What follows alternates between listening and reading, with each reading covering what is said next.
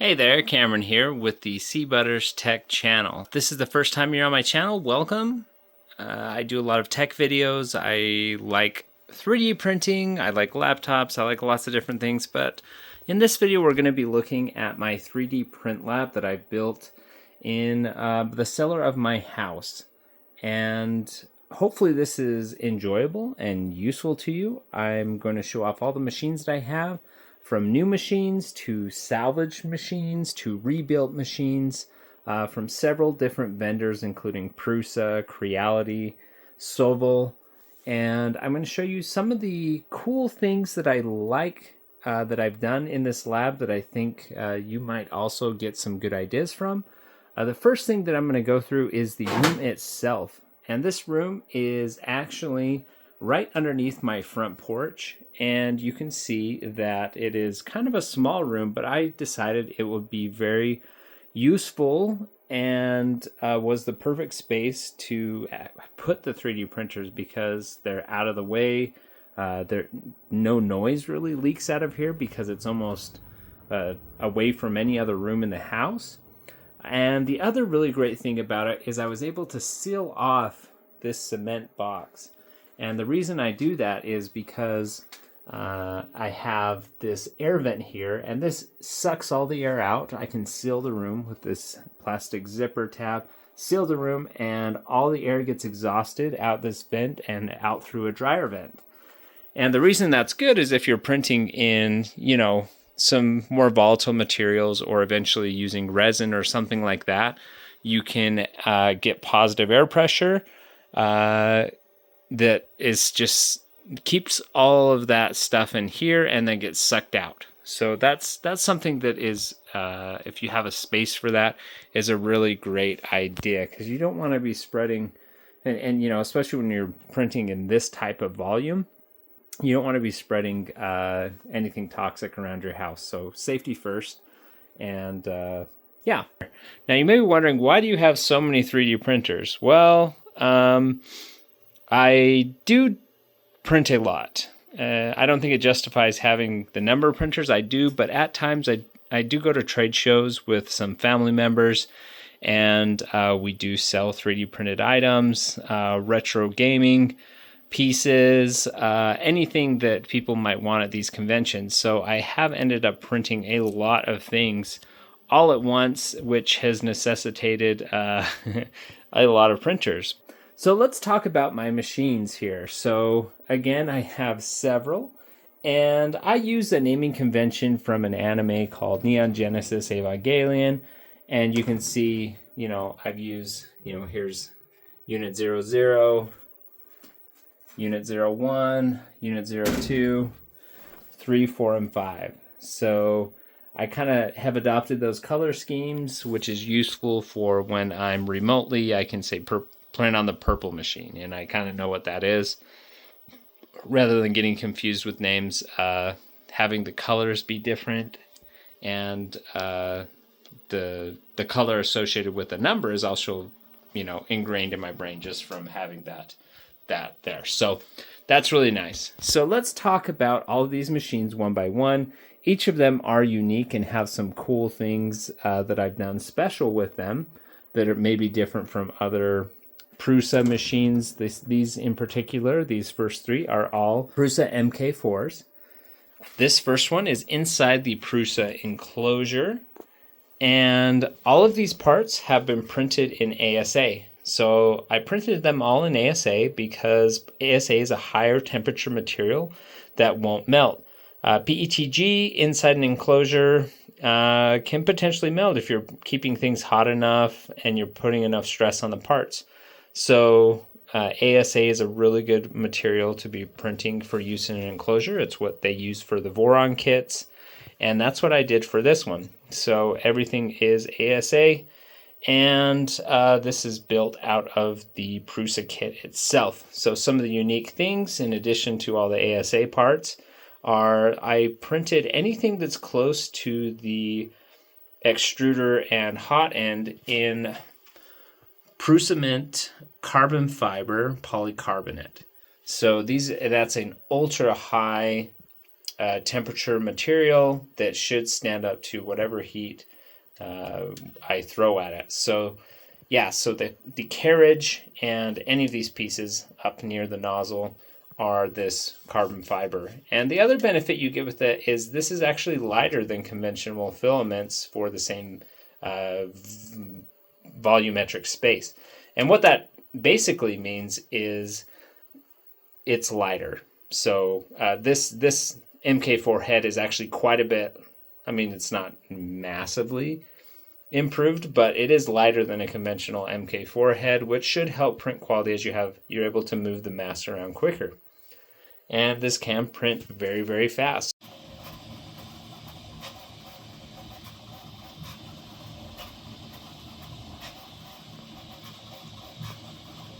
It's an MK4, and with Input Shaper, it does work really well.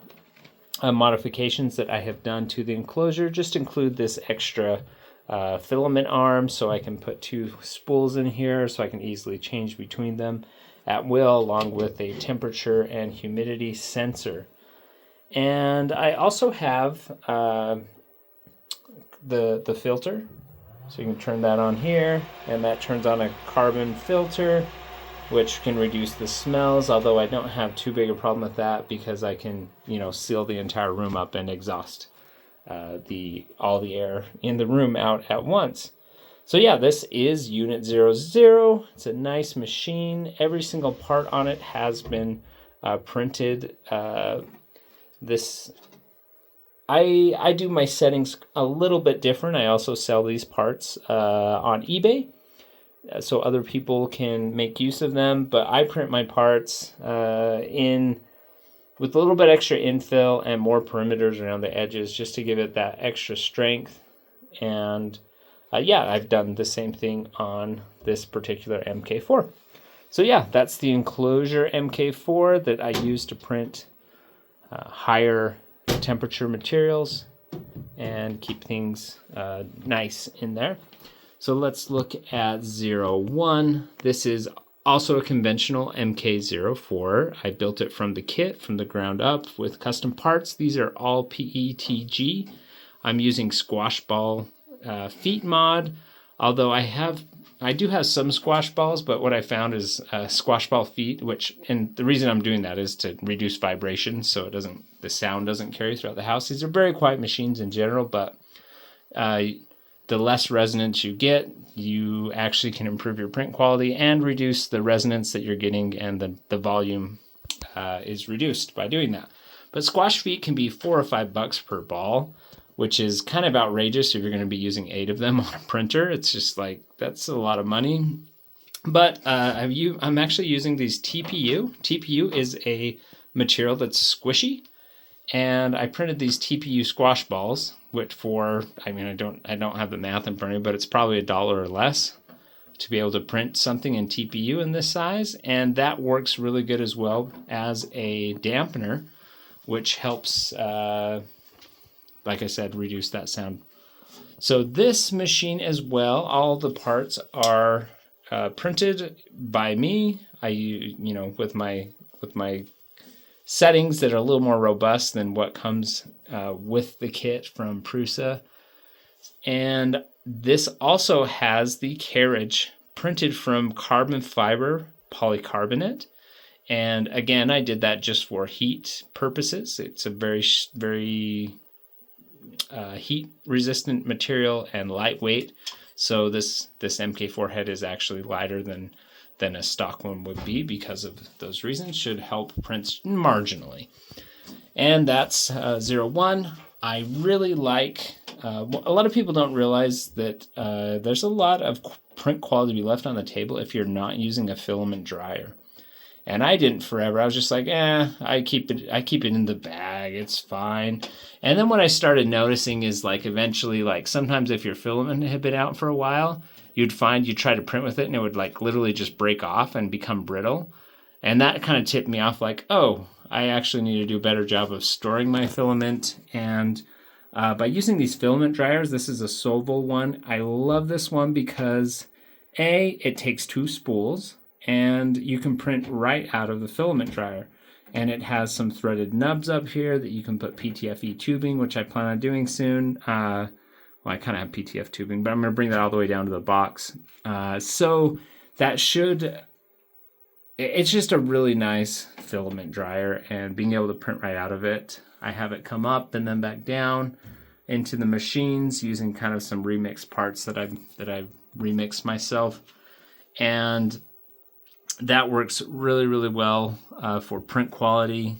And also, I have noticed on the Prusas, especially the MK4, sometimes it's going so fast that if you're holding, two spools up top using these spool holders, it can really shake those around, and even that can kind of affect the print quality a little bit. So I found it's actually better to not, and that's why I have these filament spools up here hanging off of my racking rather than on the printer. It's because when it's going full speed, if it's getting reverberation from spools being on this mount, it can shake things around quite a bit, especially when you're using the squash ball feet, because that kind of gives it more leeway. So I have found, this filament dryer really can improve your print quality. So let's look at, here is Ava 02. And this is my first MK4 that I got. This was pre-assembled by Prusa, although I did obviously change out some of the parts myself to get the styling that I wanted on it. And it's been a great machine. It sometimes been a little bit hairy out of the gate, as it was a brand new product when I got it. But at this point, it's pretty good. And I won't talk too much about that because that's probably for different videos. But this one as well, just customized. This one doesn't have any polycarbonate other than just the fan shroud right here. Haven't gotten around to pulling it apart. I don't know if I will ever get around to it until I do some major maintenance. So that's 00, 01, and 02. Let's look down here at 03. And this one is a MK3S Plus. This is one of my favorite machines that I have in the lab, and one of the reasons for that is this is a completely salvaged device.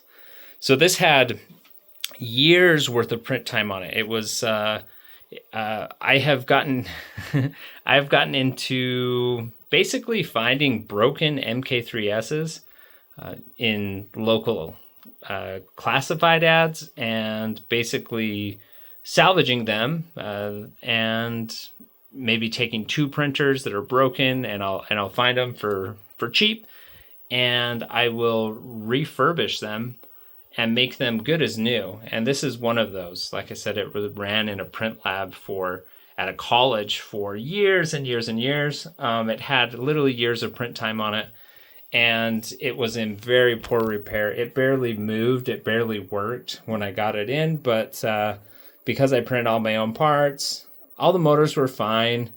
So basically replaced the bushings, replaced some of the rods, and these machines are really robust. They hold up really, really well, but you do have to do some maintenance on them. So this thing is like brand new and prints awesome. And I really like the color scheme. It's a dark blue combined with that bright Prusa orange. Obviously this is, even though this is unit 03, it actually is unit 06. If you're a Ava fan, you would recognize this color scheme. This is actually a unit 6 rather than unit 3, but I didn't want to throw off my naming convention. There was a unit 3 in black that I have, but I actually refurbished that one and ended up selling it as a not brand new, but as a highly functional MK3S before I started working on this one. Like I say, it's not always worth it to refurbish them. While you can buy them for cheaper and make them work, it's a lot of time. It's usually at least 12 to 15 hours to make them run again, at least up to what I would consider my standard, which is, as good as direct from the factory new. And this guy has a few little mods on it. So if you're familiar with MK3s, you'll notice that almost every single part on this is modified slightly. The top Z-rail is actually styled after the MK4. It's more robust, it's a little bit thicker. You will also notice that the Z-axis holder frame on the motor has this slot, which makes it easier to do maintenance on the printer. You can pull it out a little bit easier because this is open. It's also a more robust part. And you will see that this is a slightly different variation on the LCD faceplate. That's not functional, but it is kind of cool. And I'm also using this Y-axis, which is really nice because you can adjust it on the front here rather than having to reach under the tray on an MK3S Plus. That's actually really hard to use. This is actually a really cool Y-axis. I like this a lot. And yeah, so this thing prints great, and also we've got the squash ball feet. And it also has dry limb bushings. I did an entire video on this if you've watched my channel.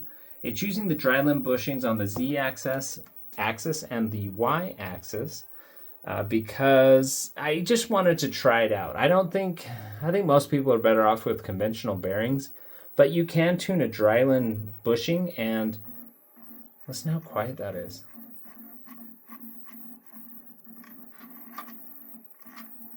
It's really nice once you have it tuned in. And this does print great. No issues using the dry limb bearing if you do it right. I'm a month in on using them, and I printed quite a bit with this box, and it just works great. I like it a lot. So that's Unit 3. Unit 4 is this white one right here. And this, you can actually see some of the custom parts a little bit better. Here you can see the custom Z-axis with MK4 stylings and easy removal. It's also using a better heat bed cable plating on the back. Custom faceplate here, two-tone, two-color. Got the squash ball feet. And this one also was kind of a salvage unit. I bought it from someone who claimed it was a lemon and that it didn't work right, and it was, just bad from the factory, and they should have returned it, and it was bad, and they sold it to me for a really nice price because of that. But what I found is they had assembled this from a kit, and they had just done it completely incorrectly. This thing only had about 20 hours on it, and so it was a really good find because this thing, I basically tore it apart because it was built so poorly and put it back together, and it runs absolutely great. It's like a brand new kit, and so I really like this one. This one is meant to. What I'm going to be doing with this one is attaching the MMU3 once it arrives, so I can print in multicolor, and this is going to be my multicolor printer. So here is Unit 05 in the Army Green styling with the blue. That's kind of a mesh of the two different Ava units, if you pay attention to Ava Unit 5. So there's like the pre-design Ava 5, and then there's the movie Ava 5. So this is kind of just it's got the Army Green on it because of that. So anyways, that's an aside. This is actually a Sovol SV06 Plus. And the reason I got this one is because the build volume, all of these printers are great, and usually, the build volume on it is not huge, but 80-90% of the time it's all you need. But sometimes you want to print bigger. And this will allow me to print 300 by 300 by 340 millimeters. So it is a tall boy compared to the MK3S Plus, and it actually prints really well. And I like it because it is a kind of a Prusa clone. It uses 10 millimeter rods, which the MK4 has some 10 millimeter rods, but every single rod on this is 10 millimeter. And that's actually really nice. It's capable of printing very nicely, and I use it kind of as a clipper test bed because I do have a Raspberry Pi here with screen, and the printer's just not turned on. That's why it's not showing a working clipper. But I do have input shaper enabled on it, and it prints great. It's not as reliable in terms of bed leveling, though. I really have to watch the bed leveling at the beginning on the Sovol SV06 Plus. And there are a couple of issues, and I'm not quite sure why it does it, but it can print very fast. In fact, I've tuned profiles to match kind of the MK4 speed, and it is capable of matching it in speed. The quality is just a little bit less. I kind of have to back off speed to about 80% to get the same quality that I can get off of my MK4s. But it is a great machine, and I like it because I can print larger prints with it. So that is the SV06. And then to monitor everything, I have this camera over here, Reolink. And it is a 4K camera that is pointed at all of these and actually has enough resolution that I can kind of see, well, I can basically identify spaghetti prints if it's happening on any of these machines. So that is kind of my core of my print lab there.